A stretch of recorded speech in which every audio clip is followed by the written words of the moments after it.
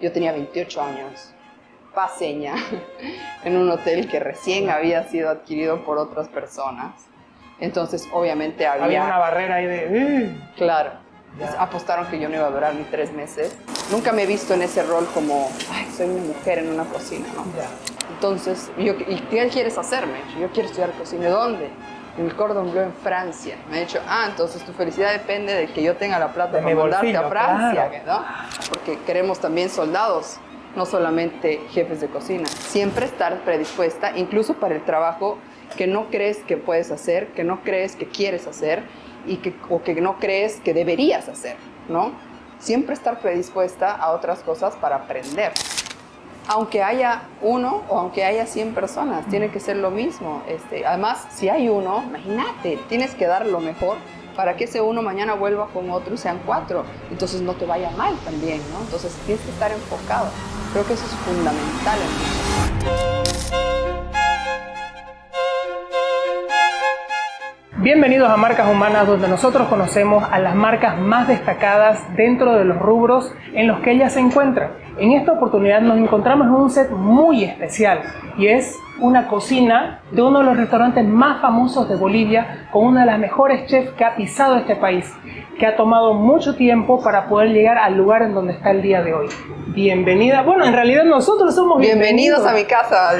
Un placer tenerte, Marcas Humanas. Gracias. Estamos presentando ahora a Camila Lechín. Contanos, Camila, ¿cómo es que nace Apo, ya que estamos aquí en esta cocina? Apo nace un poco del deseo de querer hacer una cocina que represente lo que hay en la cercanía. Yo soy de La Paz, pero yo vivo aquí ya ahora más de 10 años. Mi carrera profesional en gastronomía la he hecho en esta ciudad, mi abuela era de acá. Tengo una conexión muy importante con la Chiquitania, entonces Apo viene un poco después de hacer un recorrido, de trabajar en otros sitios, de querer lograr un restaurante, honrar a la ciudad y a la tierra que me ha dado tanto. Entonces es eso, Apo nace de eso.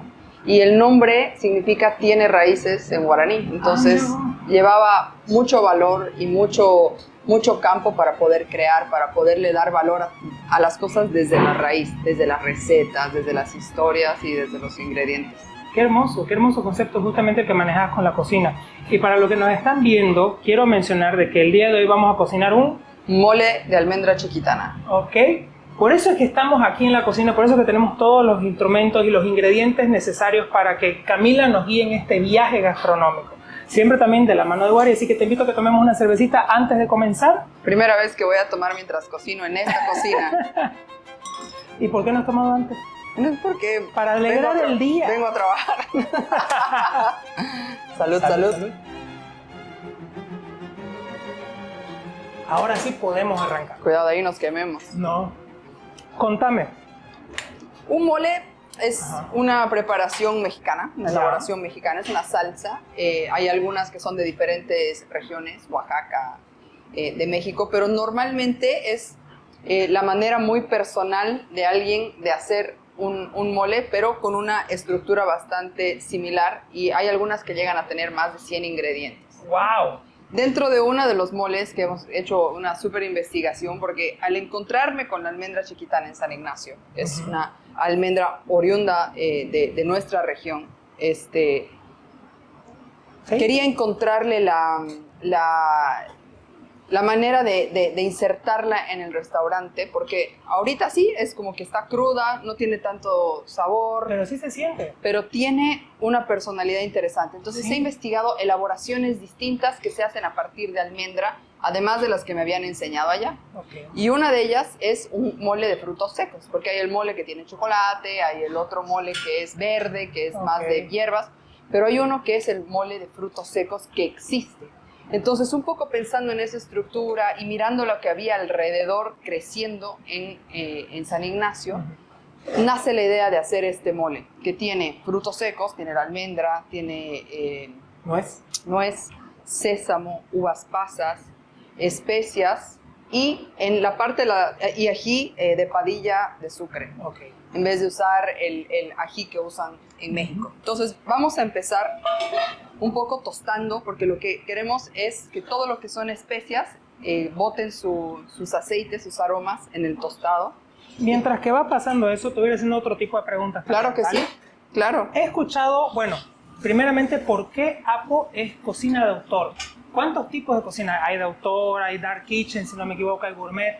¿Cómo se dividen estas cocinas y cuáles son? Mira, normalmente el tagline de un restaurante, más allá de cuántas, porque puede haber que sea un bar mediterráneo, como puede ser, no sé, una vinoteca mediterránea, en realidad va un poco con el concepto que decides proponer, ¿no? Ok. Y en algún momento hicimos un rebranding, hemos trabajado con los chicos de Plastilina, y ellos hicieron un análisis de la marca y decidimos migrar de Apo Cocina de Autor a Apo Cocina de Raíz. Ok. Lo cual significó un cambio súper importante y muy bonito para salirnos de algo tan genérico como es cocina de autor. La gente no entendía qué es cocina de autor, digamos. ¿Qué vendría a ser una cocina de autor? Es como un libro. Es el autor que lo escribe, lo mismo en la cocina. Todas tus recetas, digamos. Claro, y estás creando a partir de ingredientes y elaboraciones de tu autoría, que te puedes inspirar en recetas existentes, en ingredientes obviamente locales o importados. Yo tengo platos internacionales como el tartar, pero está hecho a mi manera, o la empanada. Reinterpretado. Claro, reinterpretamos muchas cosas y otras que ves tiene el mole como base, que es de otra cultura. Que estás reinterpretando con nuevas cosas. Que está reinterpretado con nuevas cosas. Okay. Pero el haberle cambiado a cocina de raíz también nos ha dado una identidad mucho más potente, ¿no? No, totalmente. ¿Vendría a ser también tu cocina de raíz parte gourmet o no? ¿O qué se necesita para hacer una cocina gourmet? Para mí es bien difícil explicar, porque no me identifico mucho con la palabra gourmet, no sé por qué. ¿Qué vendría a ser? Gourmet yo creo que es una palabra que nace un poco en la Nouvelle Cuisine, donde antes las porciones eran grandes, cargadas de grasa, y la Nouvelle Cuisine hace una transformación en la cocina francesa, donde le bajan la cantidad y empiezan a hacer una cocina mucho más pequeña, de más detalle, más fresca, más incorporando el producto como ingrediente principal, o sea, no tratando de tapar con cremas, con masas y con cosas, sino volviéndola mucho más visualmente atractiva, más delicada. Creo que ahí entra la palabra gourmet, ¿no? En convertir esta cocina que nos encanta ir a comer un chicharrón bien servido, ¿no? Claro, o sea, yo soy fanática de la supuesto. comida típica o irme a comer asadito. Colorado, me encanta. siete calles, chicos. Me encanta el huevito de desayuno del mercado. Soy fan de todas esas comidas bien servidas, me encantan. Pero esta es la versión gourmet de una interpretación de algo así, ¿no? Hay restaurantes que buscan reducir eso para mostrar más cosas y que no sea solamente un plato gigante. Un plato gigante, correcto. Vamos a ir tostando nuestros frutos Y secos. que tuesten un poquito por el sonido. Justamente mencionabas, Camila, de la cocina francesa y sé que estudiaste en el Cordon Bleu en Lima. Ajá. ¿Cómo fue primero tomar la decisión de salir de estudiar política para introducirte a todo el mundo gastronómico? Dramático. ¿Cómo fue? Es que son extremos. Mira, siempre me ha gustado cocinar. Yo he cocinado desde muy chica con mi papá. Yo creo que en algún momento te predispones a tener que ser cierta persona o tener que tener cierta profesión. Por lo menos hasta mi generación probablemente había ciertas carreras que estaban bien vistas o lo que se esperaba a ti. Medicina, administración, claro, ingeniería, las básicas, digamos. Y entre esas estaban ciencias políticas, un poco el bagaje de mi abuelo, ¿no? Tenía ahí un poco yo misma me impuse una presión que nadie me la había puesto, ¿no? Como uno siempre acostumbra a hacer. Esto se ve espectacular. Entonces, yo estudiaba 3 años y medio ciencias políticas en Buenos Aires y no era nada feliz, entonces me escondía de estudiar y me iba a los mercados y les cocinaba a mis amigos cenas temáticas. ¿De verdad? Te juro, cocina mexicana, y me conseguía desde la corona hasta el taco, el sazonador. No era cocinera profesional, pero encontré el sazonador mexicano, el paso, y en mi casa siempre se cocinaba. cuando quería conquistar algún cortejo, le cocinaba en mi casa, échala bien, digamos, ¿no? Así hacía que lo inviten y yo cocinaba sushi, digamos. Ella aprendió a hacer sushi sola, tratando de impresionar a alguien. Un día le digo, si quieres ayudarme a deshojando. Te ayudo deshojando. Un día digo, no más, o sea, esto no es para mí. Odio lo que hago. Y primero le eché la culpa a la ciudad. Dije, Buenos Aires, porque el sistema educativo es distinto. Un examen y te aplazas. Y yo era muy tímida, muy tímida. Ya. Muy mucho, digamos. De no creer. Ahora no parece, ha sido un trabajo personal bastante complejo. Yo hace unos 3 años probablemente antes de abrir Apo, esta entrevista hubiera sido diferente. Sí. Incluso mi lenguaje corporal era otro. Ok. Y la cocina ha sacado eso de mí también, ha sacado mucha seguridad. Pero después me voy a Perú porque mis papás se van a vivir allá. Yo vivía sola en Argentina y un poco de lo que quería era volver a los brazos de mis papás. Oh. Y me voy a Perú a hacer la espera para hacerme una transferencia a otra universidad, ¿no? Siempre pensando que iba a continuar con la carrera y que el problema era Argentina. Política. Ajá. Ok. Y viviendo en Perú, yendo a terapia, conocí amigos, conocí, por ejemplo, a un amigo que hoy tiene Ancestral, Sebastián. Ok. Era mi amigo, la herencia de mi hermano, yo le digo, porque me heredó mi hermano, su amigo.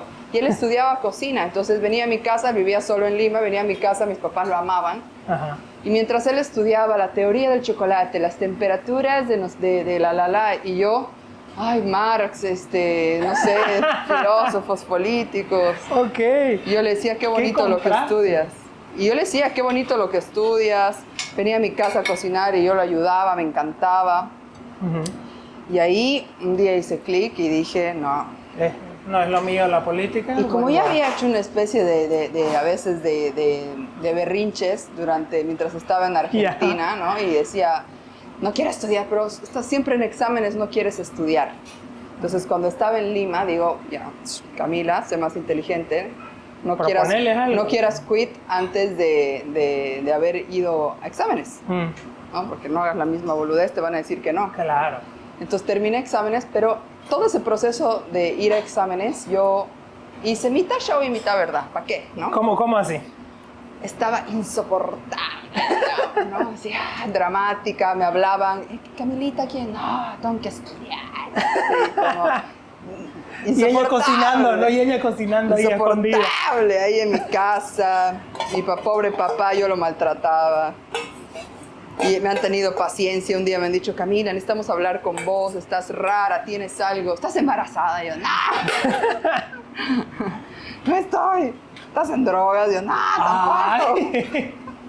Es que estaba físicamente mal. Ya, ok. O sea, estaba mal, o sea, no, estaba entre insoportable y ya estaba, por eso te digo, era mitad verdad y mitad show. Emocionalmente mal, realmente. Sí. Y nada, ese es el momento en que fuimos a cenar un día y les dije que yo ya no quería hacer esto, pero no en este tono de voz, ¿no? Estábamos en el auto. Lo imagino, ¿sabes? ¿No? Imagino la escena como... Y no voy a volver a estudiar, no voy a volver a la universidad, de hecho, eso lo tengo claro. Si quieren, me ayudan y si no, ya veré qué hago, pero no voy a volver a la universidad.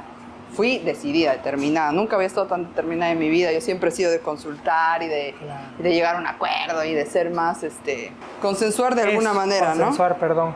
Y dije, esta vez no, voy determinada, no estoy dispuesta a negociar. Bien, firme. ¿No? Y ahí mis papás, mi mamá se durmió. Mi mamá, cuando hay problemas, se duerme, espera que sus ideas se asienten, al día siguiente recién. Pero buen método también. Es su táctica. Claro. Mi papá ha escuchado así como un tótem y me ha dicho, entonces, ¿y qué quieres hacer? Me ha dicho, yo quiero estudiar cocina. ¿Dónde? En el Cordon Bleu en Francia. Me ha dicho, entonces tu felicidad depende de que yo tenga la plata para mandarte a Francia, claro. ¿no? ¿Por qué no estudias aquí en Perú? Bueno, creo que ha sido la mejor concesión. La mejor, así como una negociación de la vida. Claro. Bueno, voy. Contame cómo vamos acá. Ya. Le he puesto el ají, le he puesto agua de alcaparras. Le he puesto... Lo que pasa es que una parte del plato lleva alcaparras. Entonces, para utilizar esa agua, le ponemos a esto que le va a aportar acidez, le va a aportar un poco de sal, le va a aportar un sabor extra a nuestra salsa. Tiene orégano, tiene tomillo, tiene comino y tiene todos los... Y ahora le vamos a poner un poco de agua para que termine de reducir. Y eso tiene que cocinar un ratito mientras seguimos conversando y cocinamos nuestro pato. Bueno, y así fue.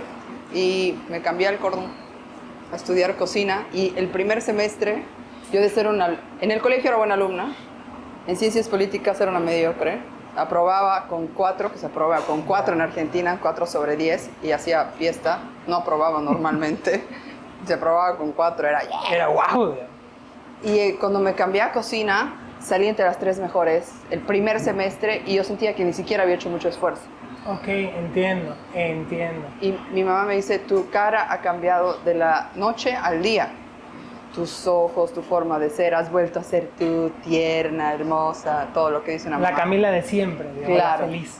Y salí de este cascarón también, un poco de la timidez que me fue sacando, porque la cocina también es batallar un poco, ¿no? Sí, totalmente. El calor, el rush, el estrés, estar de aquí para allá, no olvidar. Sale pedido, el cliente dice que no quería, con mierda volver a empezar, digamos, ¿no? Hablando de clientes, ¿cuáles han sido las mejores experiencias con clientes y las peores?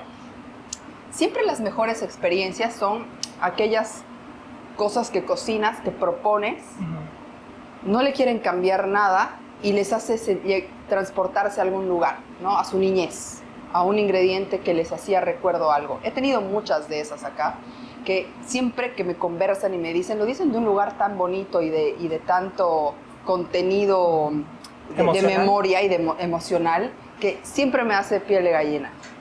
Me emociona de verdad escuchar que un señor de 80 y pico años me dice que ha probado un postre que lo ha llevado directamente a su niñez cosechando esa fruta cuando vivía en San Ignacio. Wow. Entonces, eso a vos así es como que no puedo creer que lo que yo haga le lleve a esa persona a ese lugar, digamos, ¿no? Entonces, esas experiencias son súper de llenarte. Y obviamente hay las otras que son... La peor.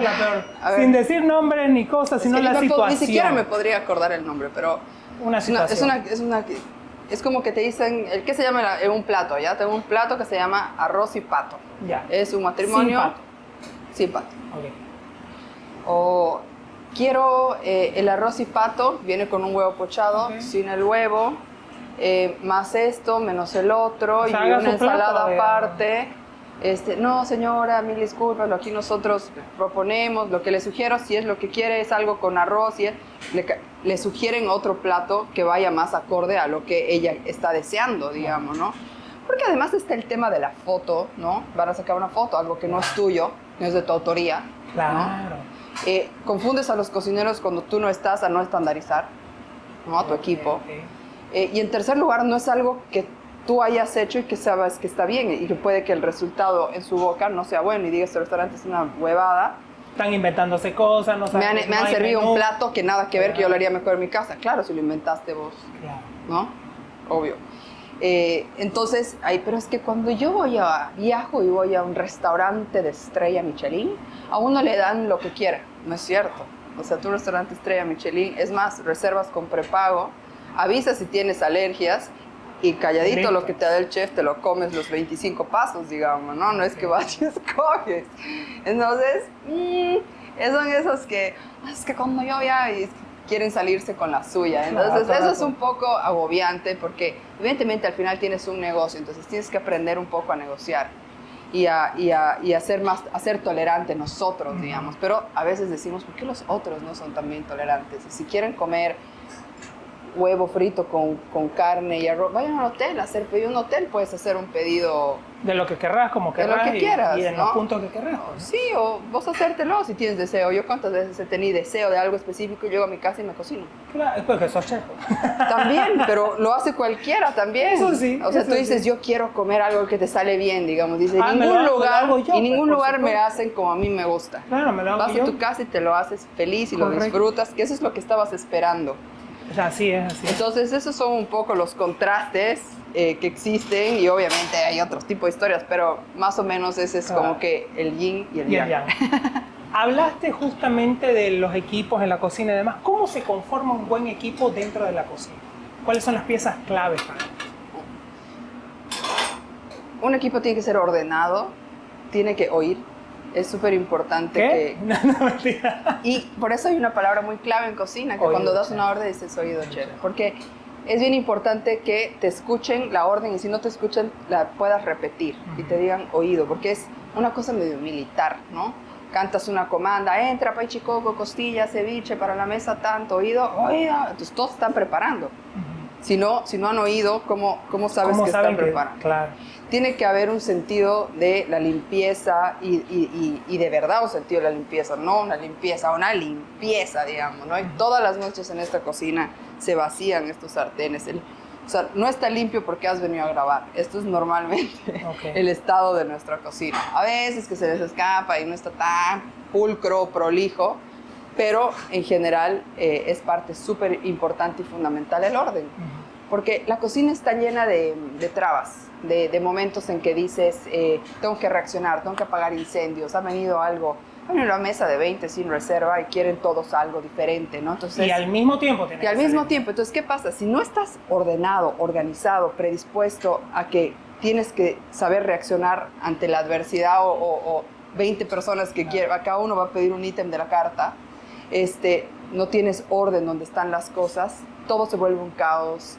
Tú puedes tardar 1 hora y media en sacar una mesa, o sea, un desastre. Entonces, al final, uno tiene que pensar que son diferentes motivos por los que vas a un restaurante. Siempre, ya sea porque siempre vas a gastar dinero. Ese es principal, vas a pagar por algo, ¿no? Por un servicio, por un servicio. En segundo lugar, puedes ir a festejar algo. Sí, puedes haber importante. ahorrado para ir a un restaurante que quieres descubrir, ¿no? O sea, y que no necesariamente puedes hacer la normalidad. Para un aniversario y has dicho, la voy a invitar a la chica que tanto ha dicho que le gusta este restaurante y la voy a llevar, y ahorra sus quintos y la trae a su chica. Entonces, tienes una responsabilidad para con el cliente. Entonces, entiendo cuando dicen quiero esto pero sin esto, pero también quiero que me entiendan cuando también he trabajado para que tengas la mejor experiencia que yo considero que vas a tener.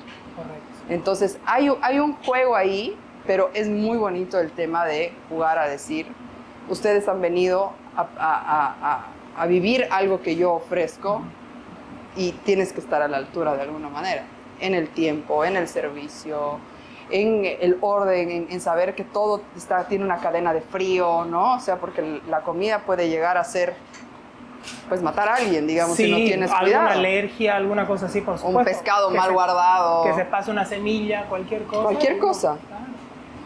Mencionaste que, bueno, entraste a Cordon Bleu, ya salís con honores. ¿Cómo salís? ¿Qué pasa con vos en esos momentos?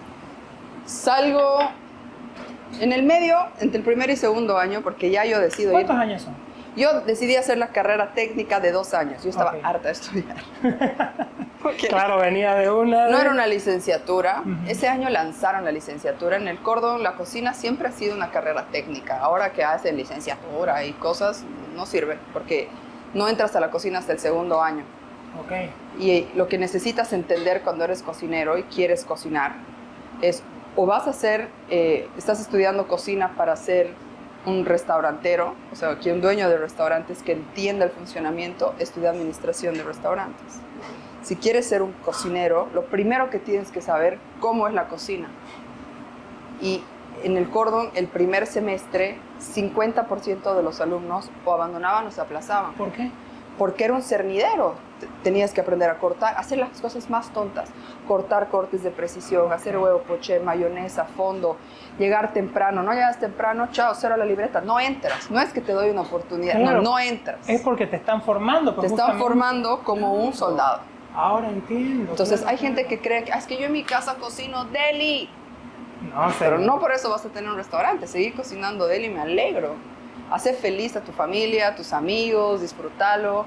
No abras un negocio porque no parte de saber cocinar deli. Es mucho más que eso. Entonces, está bueno cuando a los 6 meses te dicen, no pasas, no esto, no el otro, porque necesitas formar soldados que sepan cocinar, que sepan qué es una emulsión, que sepan qué es un braseado y que lleguen a una cocina y sean competitivos, digamos. Claro. Ya sea para aprender, para trabajar, porque queremos también soldados, no solamente jefes de cocina, ¿no? También necesitas personas que sepan, que sean rápidos, que tengan una memoria, entra, tú ves a los chicos metiendo cosas, una media, otro tres cuartos, otro eso, otro el otro, claro. ¿no? Y eso te tiene que formar. Claro, y eso tienes que trabajarlo, formarlo, teniendo experiencia en restaurantes, porque eso en la escuela no lo aprendes mucho, porque siempre cocinas para dos, en un tiempo de 2 horas por clase, ¿no? Es un poco más...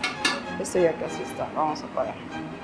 ¿Es una vez ya lo tenés el plato que empezás a hacer las presentaciones o viene desde antes? Primero viene, siempre parte del sabor para mí. ¿Cómo? ¿Cómo armarías un plato? ¿Cómo te inventás un plato? Pueden hacer desde un plato, ya, como un majadito. Pueden hacer desde un producto, como la almendra chiquitana. Okay. O pueden hacer de una historia. Alguien me ha hecho una vez un cuento de los horneados y no sé qué. Entonces hemos hecho como una versión nuestra de los horneados. O el tamal de mi abuela lo he hecho completamente, la presentación es completamente distinta, pero su receta es la misma. Yo he probado ese tamal y es espectacular. Esa vez ahí arriba, sí, ¿no? Es espectacular. Entonces partimos de diferentes lugares para crear. Entonces primero parto del sabor. Primero, para mí lo más importante es el sabor. Y de ahí voy conceptualizando cómo quiero que se vea, quiero que tenga tostado, elementos que quiero que tenga el plato. Okay. Humedad, acidez, crocancia, y de ahí voy viendo cómo le inyecto. Y en general no me gusta combinar demasiadas cosas en un plato. Por ejemplo, este mole, aparte se hace un mole de solo uva para combinar y por potenciar el dulce. De ahí tiene una salsa de tamarindo que sigue jugando dentro de la línea de sabor. Y de ahí la ensalada de coliflor. No lleva una guarnición de carbohidrato porque esto está cargado de sabor, de especias, de todo. Y de contenido, o sea, es pesadita, digamos, ¿no? O sea, tiene... No es una sopa normal, es más una crema, digamos. Es una salsa, ajá. Ok. Es una salsa. Entonces, voy construyendo primero del sabor, después de los elementos que quiero que tenga el plato, y de ahí va yendo hacia la presentación. La presentación es como que el final. Ok. Entonces, justamente estoy viendo que estás cambiando de ollas y yo sé, porque me ha tocado experimentarlo, de que cada olla tiene un sabor en específico. ¿A qué se debe esto o es un mito? No sé si un sabor, sino... Sí, yo tengo mis ollas para cada cosa, pero porque siento que tienen el resultado que quieres. Por ejemplo, este sartén a mí me gusta porque este material hace que el calor se mantenga mucho más tiempo en todo el aparato, ¿no? Okay. A 360, digamos, ¿no?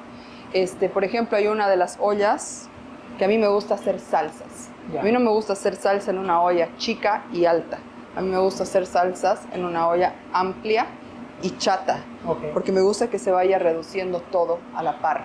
No que tarda en reducir y haya que batir, ¿no? Sino me gusta ir viendo cómo se desarrolla la salsa en la amplitud de una olla. Entonces, cada cosa es porque quieres un resultado deseado. En esa olla hay chances que se te queme, que no reduzca rápido, que no te quede igual. En cambio, hacerlo en una olla más amplia te permite ir desarrollando sabores y estar ahí presente, pero no sin que se queme y que sea más parejo el desarrollo. Igual una paellera, por ejemplo. Ya, sí que son bien bajitas y grandotas. Una paellera hecha en una olla común no va a sacar el crocante, lo de abajo va a estar más pututo, ¿no? Entonces, más que tener su sabor, tiene su intención. Su técnica, su intención, totalmente de acuerdo. ¿Qué vas a hacer ahorita, Camila? Vamos a ir cocinando nuestro pato. Okay. Este es el magre de pato. Le voy a hacer unos pequeños cortes para que la grasa se derrita mejor. Y de ahí aquí. Estábamos conversando sobre tu paso por Cordon Bleu. Ya. Después, ¿qué sucedió? ¿Saliste? Entre el primer y segundo año me fui a Colombia. Ya. Yo había ido de vacación una vez, cuando no era cocinera todavía, no tenía intenciones de serlo, y visité un restaurante de una chef cartagenera en Bogotá. Okay. Que tenía un restaurante que festejaba y ponía en valor la cultura afrocolombiana. Ok. Porque ella era afrocolombiana de Cartagena. Entonces, utilizaba mucha técnica y muchas elaboraciones de platos de esa cultura y trabajaba mucho en una fundación que permitía la valorización de salsas, de sueros costeños, de especias, y las traía a Bogotá, ¿no? Y era mujer. Entonces, para mí era, wow, quiero ir a trabajar con ella. Por aquí, mandé un mail, me aceptaron como pasante y me fui a Bogotá en la vacación larga entre primer y segundo año. Ok.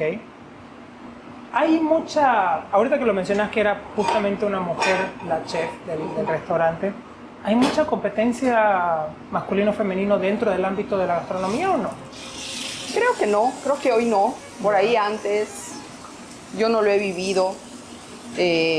Más que competencia, por ahí había antes no van a aguantar la presión. La presión, el tiempo, estar todo el día parada, evidentemente no era una cocina más desarrollada, porque si te das cuenta, las mujeres cocinamos desde siempre, éramos las dueñas de la cocina de toda la vida, o sea, las mujeres esperaban a sus hombres cazadores, uga, a traer la comida para que ella la cocine y domestique a los animales, digamos, ¿no? Era su rol, llamémoslo así, entre comillas. Y ahora los chefs quieren domesticar a los animales. No, pues. No, mentira, entonces es como... Pero yo hoy ya no siento ninguna diferencia, ni ningún tipo de competencia insana entre hombre y mujer. Yo nunca me he visto en ese rol como, ay, soy una mujer en una cocina, ¿no? Ya. Siempre me he visto, soy una cocinera o con mi un sabor, ser humano. mi esencia y todo. Sí. ¿Cómo te va en Colombia? Fue el momento donde dije, esta es mi salsa. ¿Sí? ¿Por qué? Estas ampollas que tengo acá se abrían 3-4 veces al día, me envolvía, seguía cortando, porque me pusieron primero en la línea de producción, entonces picaba todo el día, pelaba coco para hacer leche de coco, hacía fondos, o sea, me tocaba estar en la mañana en producción, todo el día picaba, pero terminaba de hacer rápido para irme a la cocina y preguntarles, ¿en qué les estaba ayudando? ¿No?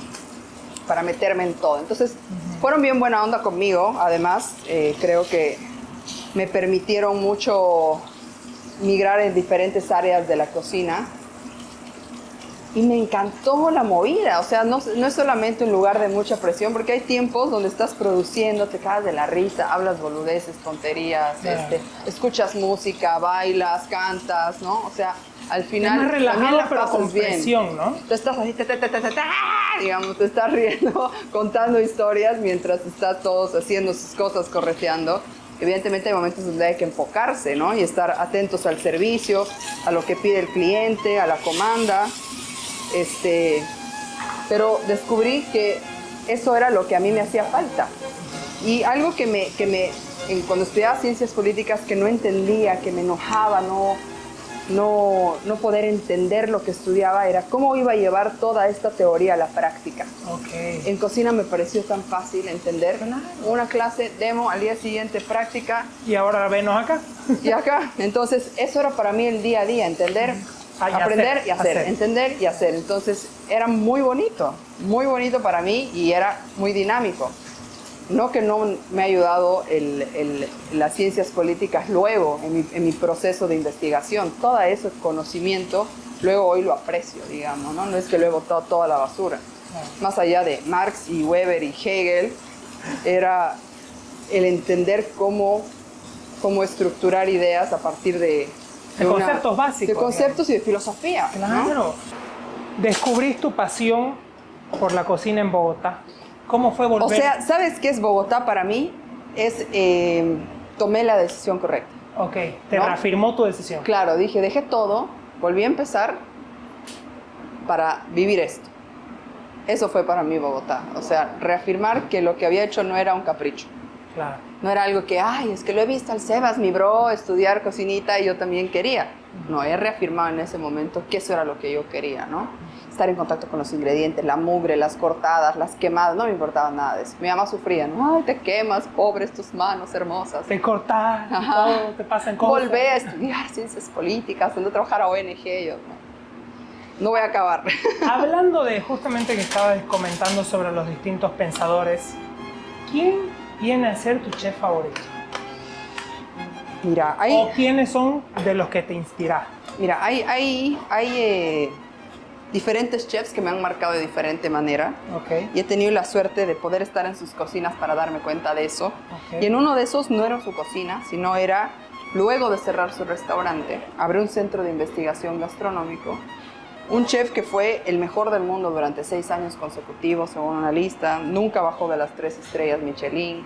Fue el que creó los encapsulados, los trabajos de sifones, espumas. El tipo era un genio. Y abre esta fundación que se llamaba el Bulli Foundation. El restaurante se llamaba el Bulli.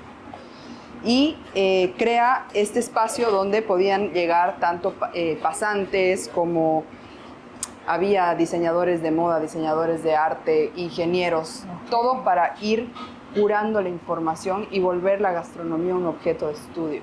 Una ciencia de estudio, ¿no?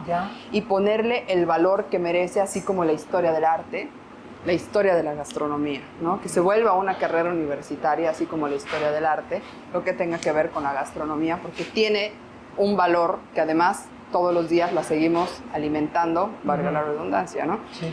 Entonces es como, y logré entrar a la pasantía de la fundación, después de, yo trabajaba con Inés España, y me aceptaron allá y renuncié y me fui allá 6 meses a Barcelona.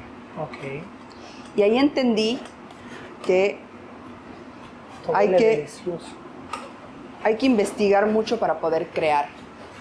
Y él tenía una frase que decía, el conocimiento es creatividad. Me cambia mi forma de cocinar. Me marca en el punto en que hoy puedo crear gracias a eso. Hoy voy entendiendo una cultura, un ingrediente, de dónde viene, la tierra que lo rodea, tiene semilla, no tiene semilla, tiene flor, Entonces voy desarrollando todo eso gracias a esa frase. Y en los 6 meses que estuve ahí, yo te dije que yo era muy tímida. Entonces yo hice un análisis personal antes de ir a Barcelona. Okay. ¿Cómo voy a llamar la atención de este señor? Okay. Soy tímida, no soy canchera, ¿no? No soy así como que la más espabilada para contestar así rápidamente. No tengo esa rapidez así de mente, de ideas, ¿no? Entonces leí así internet, como buscar en la Cosmo cómo que me ame mi chico, igualito. ¿Cómo que me ame mi chef? ¿Cómo que me ame mi chef?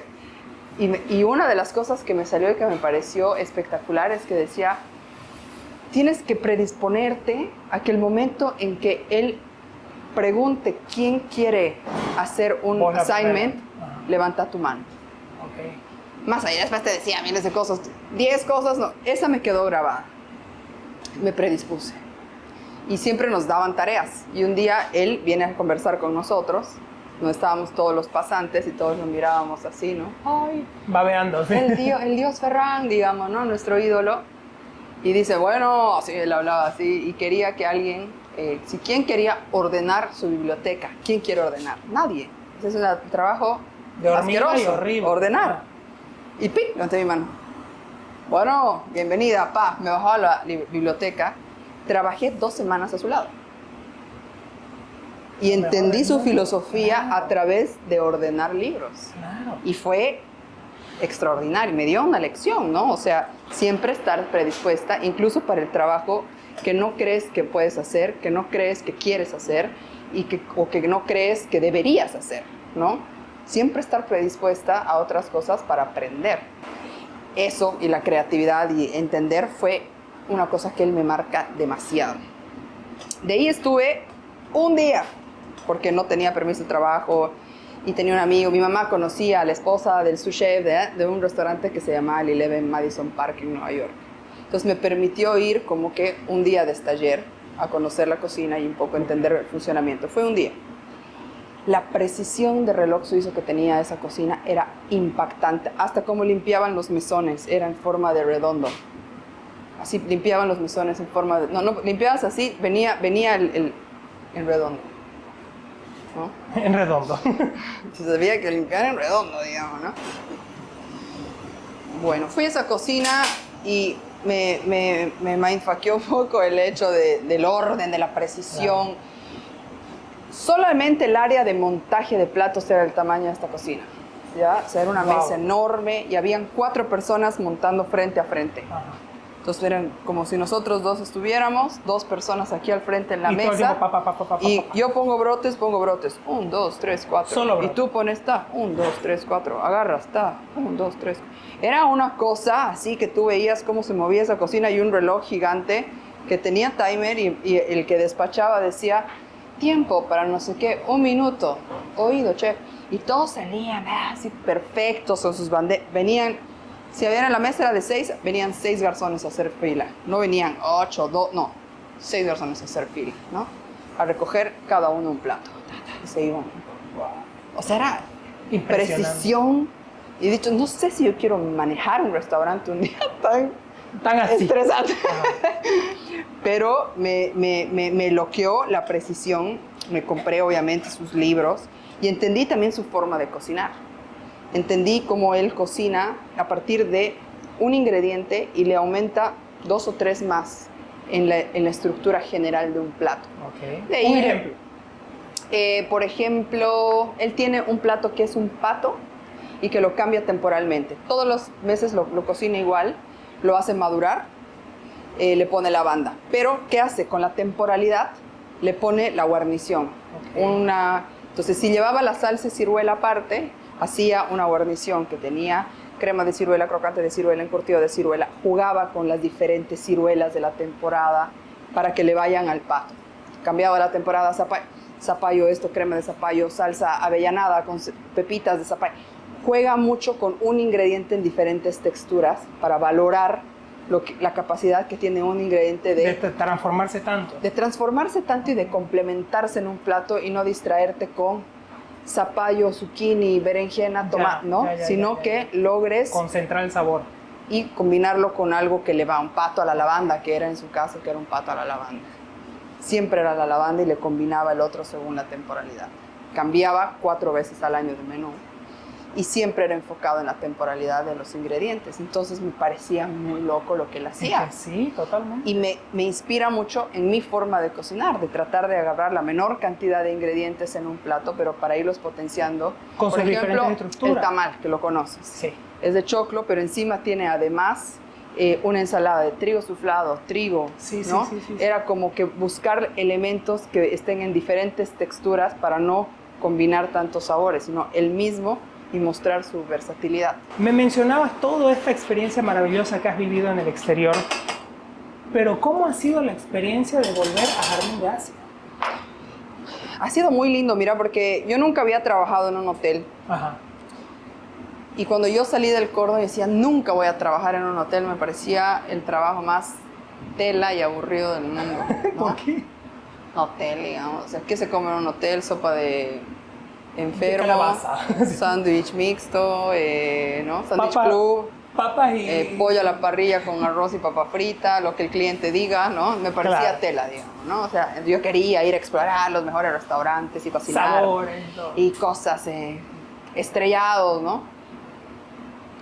Vuelvo ¿de dónde vuelvo aquella vez? De España. Vuelvo de España y estaban recién comprando el hotel. Y tengo una entrevista, me dicen, te queremos ofrecer un puesto de su chef. No estoy cerrada porque yo en realidad me reuní para yo ofrecerle que sea mi inversionista. Ok, claro. Bien avesada yo, porque bien, no está bien. Pelada, avesada. Y me dijo, pero yo tengo... Y le digo, pero tú tienes un secreto ahí que te estás comprando, le digo, ¿no? Porque todavía no era público que se había comprado el hotel. Y me dice, sí, te quiero ofrecer el puesto de su chef, dale. Me hizo esperar 3 meses hasta que me den una respuesta. ¿Solo para la respuesta? O sea, solo para decirme, te voy a hacer una propuesta, te voy a dar una propuesta formal. 3 meses, no había propuesta formal. Me puse a dar clases de cocina, un poco para ver que... decirle a la gente, he llegado, ¿no? Aquí estoy, les puedo enseñar a hacer cosas en su casa, mientras decido qué puta de hacer de mi vida, digamos, ¿no? Y me hacen la propuesta y yo me iba a ir a Perú a encontrarme con mis amigas del Bulli, con unos cocineros peruanos que estaban llegando de España y todos nos íbamos a encontrar en Perú. Al final era también una importante red de network que además de la amistad, digamos, ¿no? Claro. Y me dice, pero queremos que empieces el 28 de diciembre, por decirte, algo así. Y yo no me respondí 3 meses, Yo ya hice ya hice mi planes, vida, digamos, llego el claro. 5 de enero. O sea, tampoco es que... Ya, vuelve el 2. Cambio mi pasaje, regreso a pasar el lunes 2, creo que era feriado. O domingo 2, no me acuerdo. Pero vuelvo y me encuentro con este chef que es Pedro, que él iba a ser el chef ejecutivo, paceño también, el que era chef de Factory. Okay. Y nosotros empezamos con el hotel y me pregunta mi jefe cuál restaurante escogía yo primero para empezar a trabajar, porque mi trabajo iba a ser entrar a un restaurante, mejorarlo, actualizarlo, digamos, ¿no? Ponerle... Mi trabajo iba a ser netamente creativo. Llegar, ordenar la casa y ponernos creativos. Me ofrece Piegari, me ofrece Jardín de Asia y me ofrece la terraza. Y yo escojo primero la terraza. ¿Por qué? Primero me dice, la terraza. Yo pensé que iba a escoger Jardín de Asia. Digo, lo que pasa es que tú vas ahorita a querer que yo llegue a un Jardín de Asia a seguir haciendo la carta de un chef conocido acá. Yo nunca he trabajado en hotel, así que me voy a arriesgar a jugármelas en la cocina del hotel que no conozco. Y siento que todos los días van a ser distintos porque hay buffet, buffet, buffet, buffet. Y tengo que ponerme a crear como loca comida que no entiendo de cocinar en cantidades, así que voy a aprender más rápido. Y así fue. Llegué a la cocina donde había la mayor cantidad de gente que había aprendido en el hotel. Llevaban 12, 14 años trabajando ahí. Yo tenía 28 años. Paceña, en un hotel que recién había sido adquirido por otras personas. Entonces, obviamente había una barrera ahí de... Claro. Apostaron que yo no iba a durar ni 3 meses. Okay. Después me enteré. Duré casi 5. Y estuve un año en la terraza. Estuve hubo la renovación del lobby, renovaciones de habitaciones. Fue una locura, se llenaba, no sabes la cantidad de comandas que salían. Un día del padre se me acabó la comida y no, por favor, ya no hay comida y tenemos como 100 personas afuera. No sé, ya he entrado a la cámara y todo lo he vuelto chicharrón. Chicharrón de pollo, chicharrón de pescado, todo lo he vuelto chicharrón porque era chiquitito y se cocinaba rápido. Me he puesto a freír como loca. ¿De qué hay salsa? De picante, ponele picante. Sale chicharrón con picante. ¿Y de qué es salsa?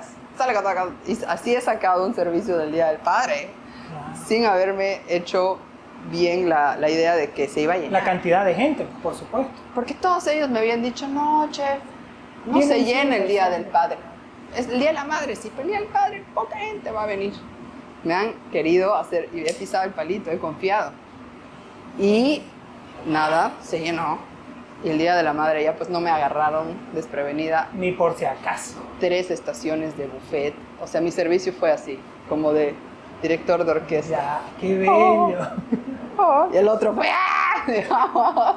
Y ese fue un servicio impecable, ¿no? Un montón de gente atendimos. Y de ahí me pasé a Jardín de Asia. Y ahí sí yo le dije, me encanta la idea de irme a Jardín de Asia, pero necesito que me permitas conceptualizar una nueva visión para Jardín de Asia, que sea la mía. Mantengamos algunos ítems, obviamente que son los más vendidos, porque obviamente es un negocio, pero déjame conceptualizar desde abrir la carta y que diga otra cosa distinta, desde ponerle otra decoración a la carta, que no sea el mismo cartón el que abres, y de hacer algún ajuste decorativo, porque si algo me enseñó Ferran, él cerraba, podía cerrar 6 meses al año, porque el restaurante estaba en un lugar de veraneo, y 6 meses creaban. Pero un consejo que dio él fue que tienes que cerrar, aunque sea una semana al año, si no tienes la posibilidad, aunque sea para pintar una pared, y decirle a la gente, todo el tiempo me estoy renovando para que vengas a mi casa, y todo el tiempo estoy, ¿no? Entonces yo le cuento un poco esta historia, y me dice, dale, renovemos el lounge. Entonces renovamos el lounge, aprovechamos de hacer algunos cambios en la cocina, entonces ya me identifiqué y abracé esa cocina y la hice mía.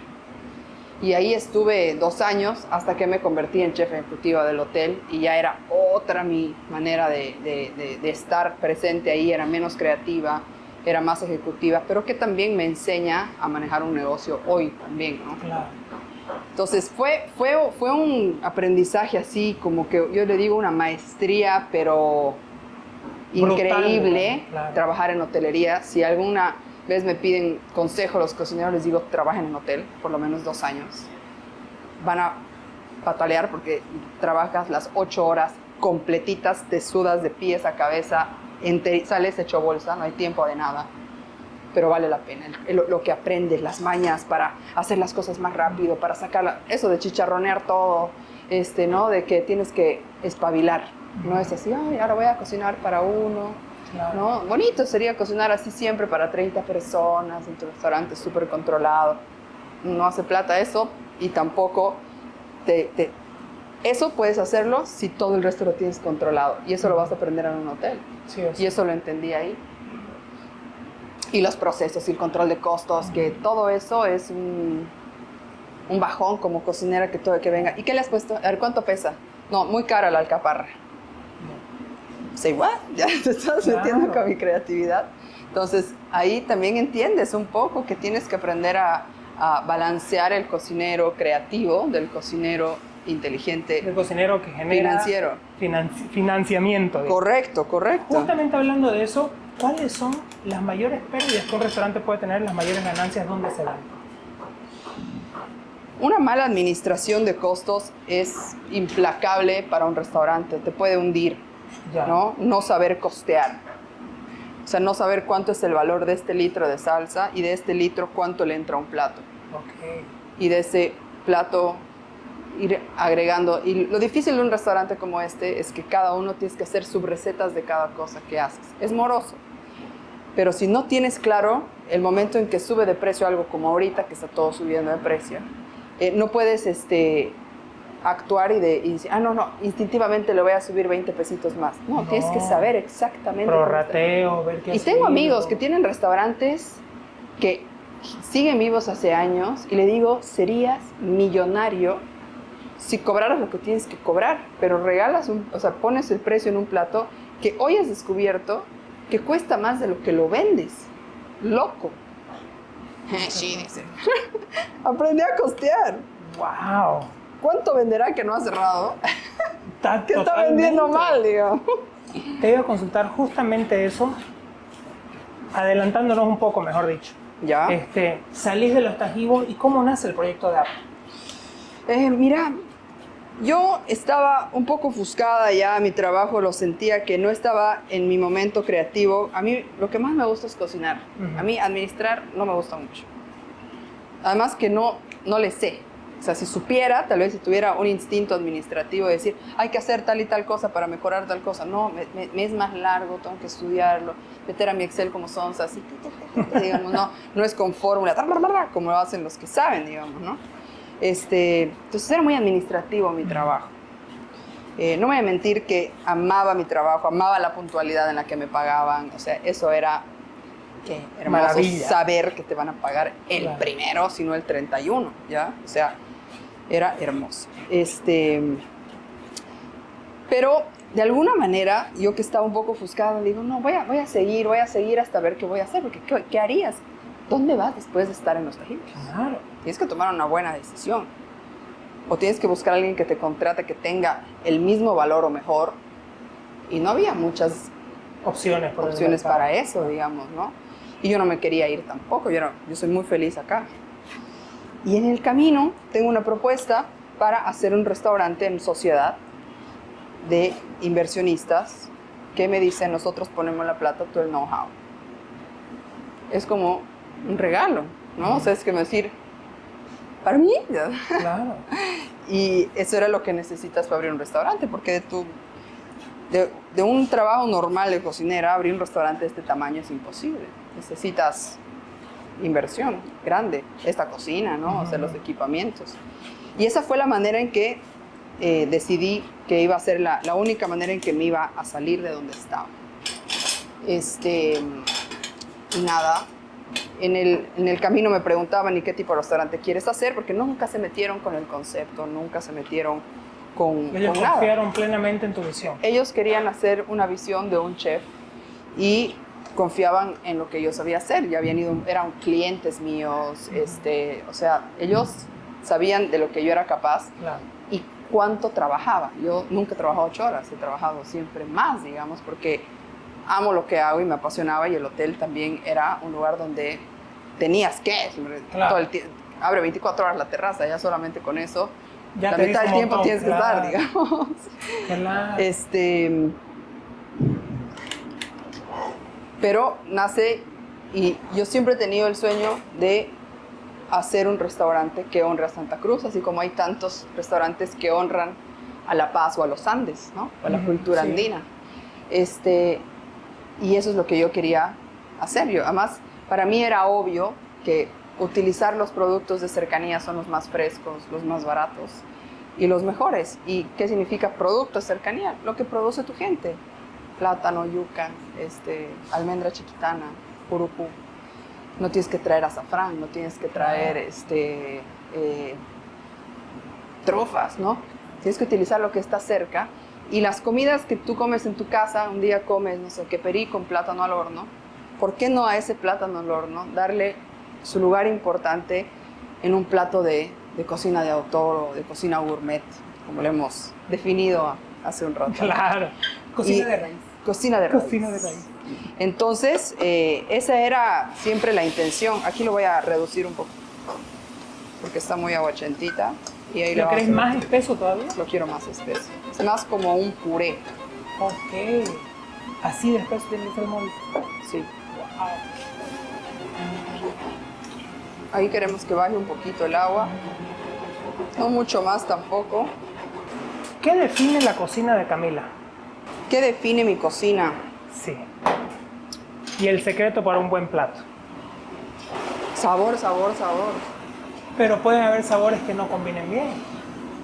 Ese es tu trabajo como cocinero, lograr el equilibrio, probar, hacer pruebas, equivocarte, pero lograr que un plato, que es lo más importante cuando vas a un restaurante, no importa la cantidad de tonterías que te cuenten, que la experiencia, que esto y que el garzón te trate impecablemente y te diga, sí, traemos los hongos de una comunidad de hindúes que están llegan, meditando y sí, meditan y después la respiración de su meditación alimentan estos hongos.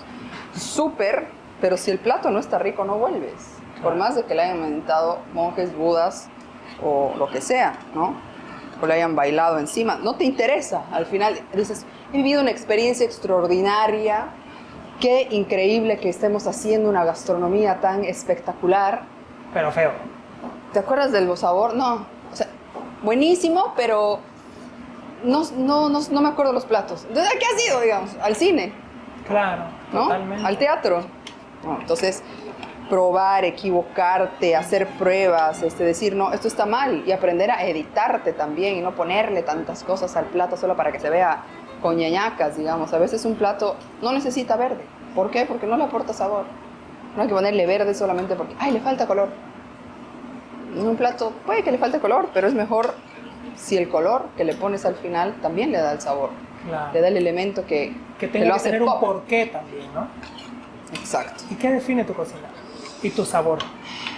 Yo creo que soy un poco de lo que he vivido, del mundo, de los moles, de los encurtidos que he aprendido a hacer en Dinamarca, de investigar mucho que he aprendido en España. O sea, creo que mi cocina parte mucho de lo que he vivido y también de lo que quiero conocer, ¿no?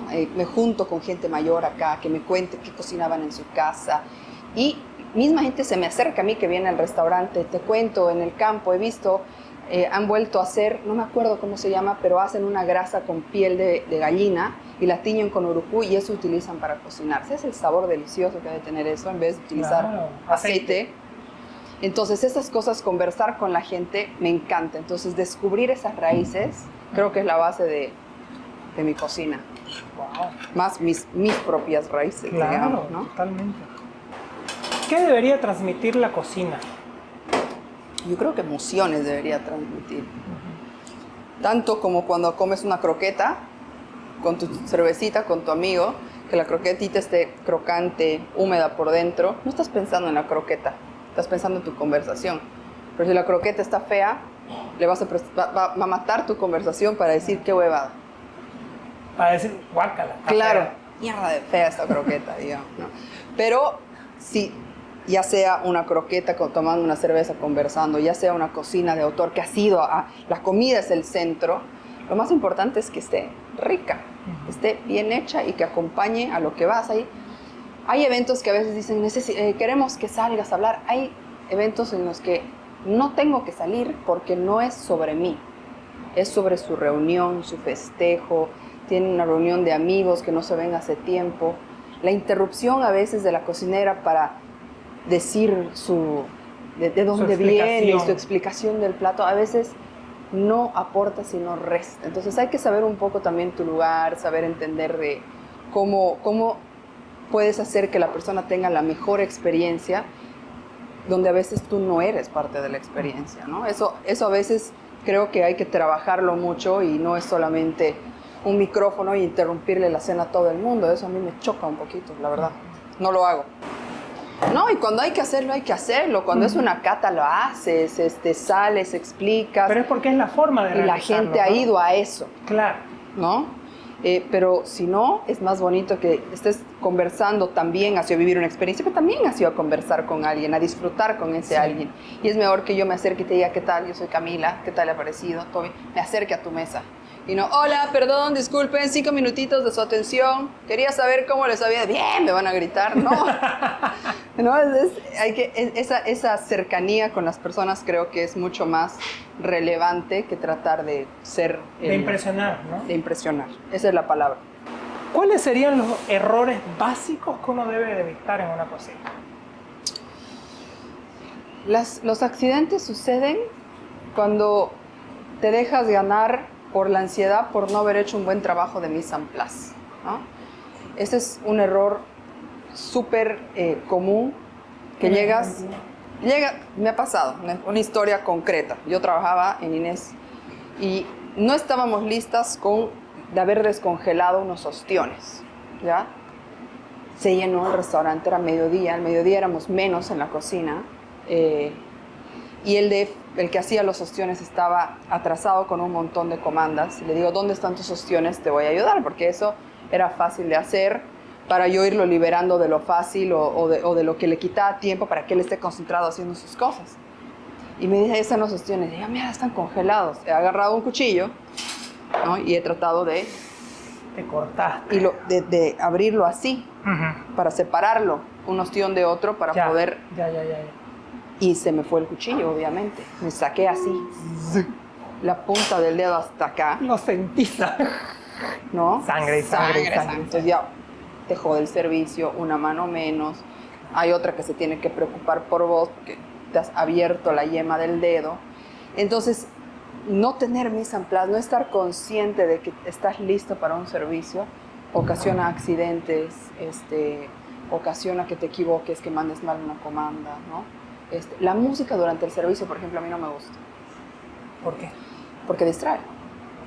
Okay. Porque no estás escuchando la comanda, estás escuchando la música. Sí. Y hay veces que nos ha pasado que nos va mucho mejor en un servicio lleno que en un servicio con poca gente.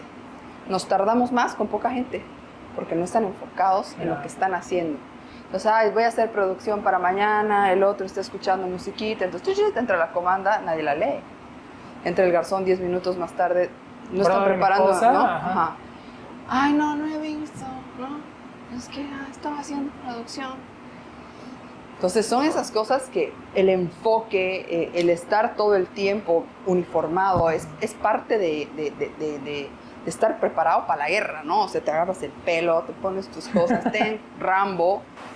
Aunque haya uno o aunque haya 100 personas, tiene que ser lo mismo. Además, si hay uno, imagínate, tienes que dar lo mejor para que ese uno mañana vuelva con otro y sean 4. Entonces no te vaya mal también, ¿no? Entonces tienes que estar enfocado. Creo que eso es fundamental en una cocina. El enfoque para no quemarte, para no cortarte, para hacer un buen servicio y para además tener buen ambiente entre los compañeros. Contame ahora cómo vamos a emplatar. ¿Cómo vas a emplatar en realidad? Primero vamos a cortar...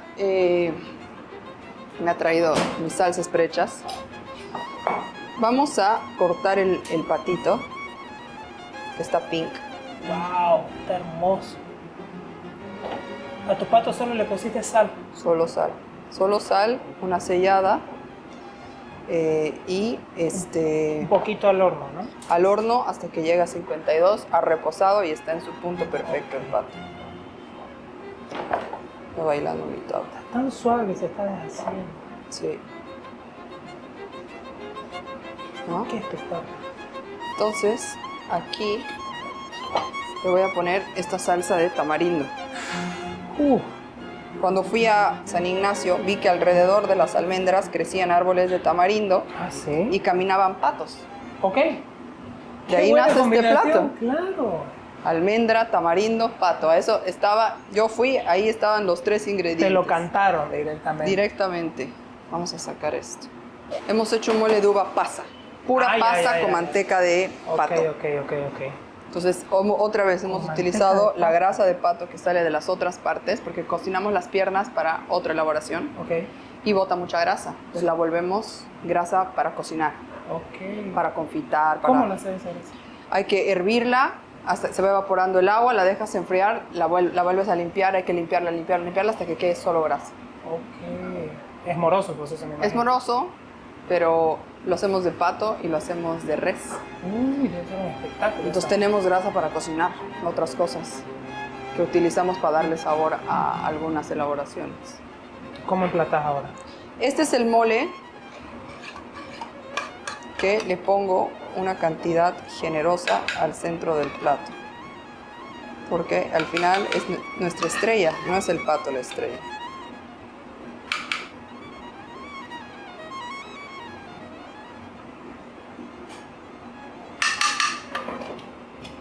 De ahí le pongo un puntito del mole de uva para que le suba un toquecito el dulce. Y el pato con la salsa de tamarindo, primero en la bandeja para que no se chorree la salsa, ni la sangre del pato, para que quede un plato más limpio.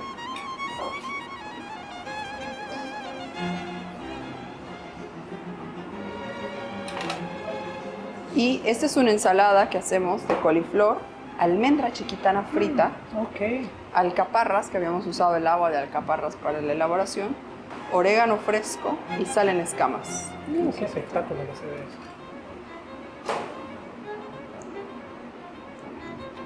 eso. Se lo coronamos para que le aporte frescor. Tienes los mismos elementos, pero trabajados de otra manera y le estás poniendo las almendras fritas a la vista, que la gente reconozca el producto, no solo lo que está hecho puré. Y voilà.